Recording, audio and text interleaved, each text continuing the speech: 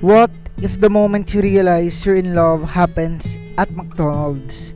This is a story of fries, flights, of feeling, and one accidental confession that changed everything. This is the story of fries, flights, and accidental confessions, a slice of life love tale created by Sus Pakampara.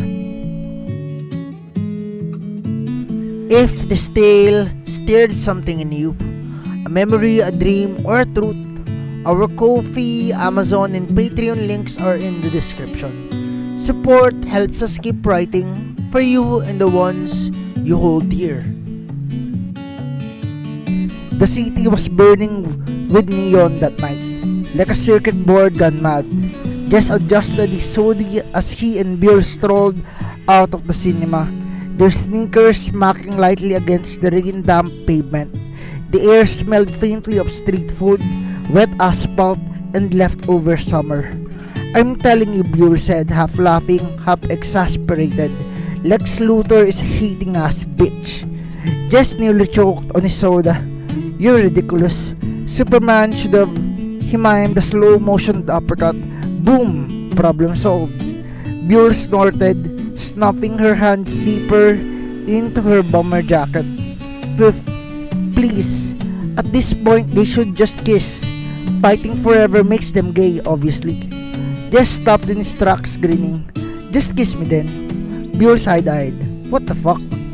Jess raised an eyebrow, smug. "Where? On the lips?" Byul shoved him lightly. "Shut up, loser." But the flush in her cheeks, barely visible under the flickering streetlight, gave her away.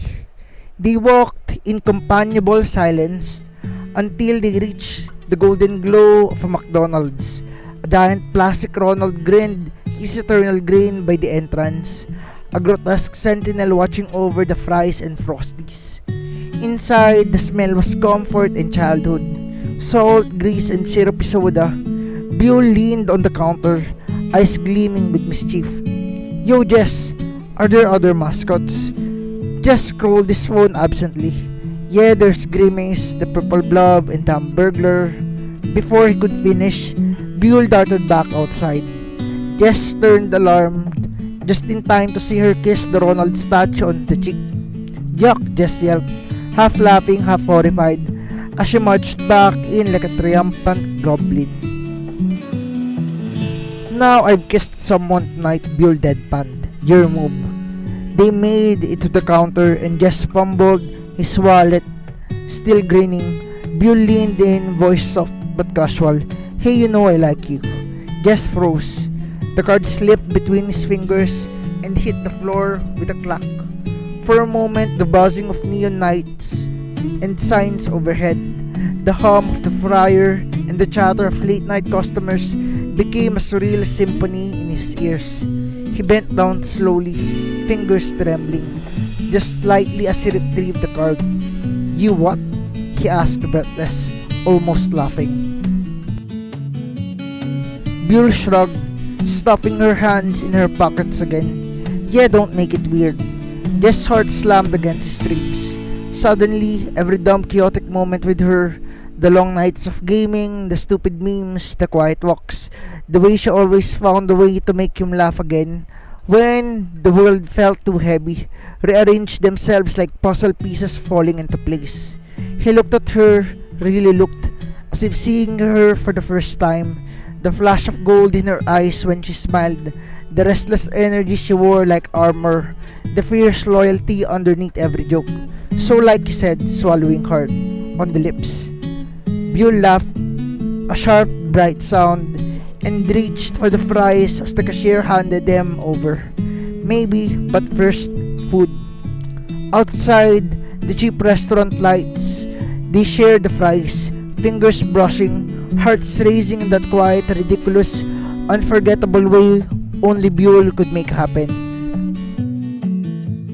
When the night had mellowed, the way cities do when the crowds thin out and only the hum of streetlights and occasional car passing by remains, Jess and Byul sat side by side on the low brick wall outside the McDonald's, a box of half-eaten fries between them, The air smelled faintly of grease, salt and rain, and neither of them seemed in a rush to leave.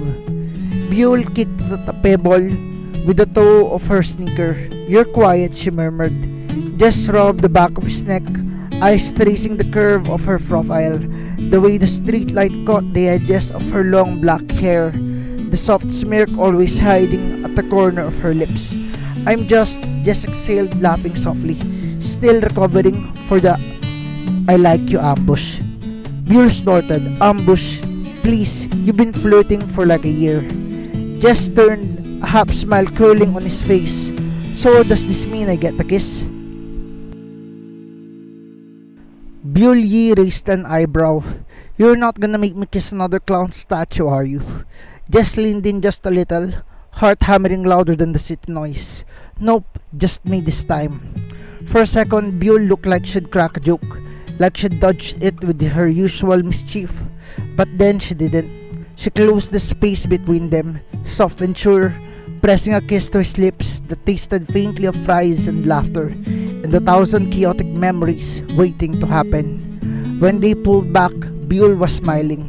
"You're such a loser," she whispered. Jess grinned breathless. "Yeah, but now I'm your loser."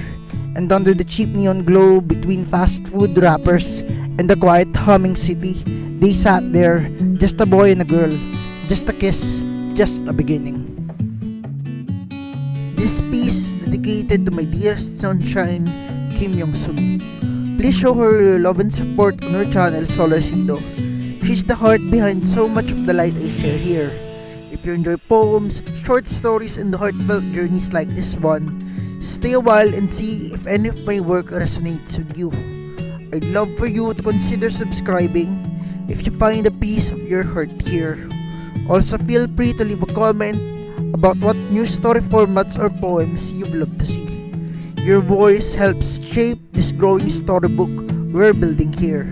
Thank you for walking this world with me. Have a nice day.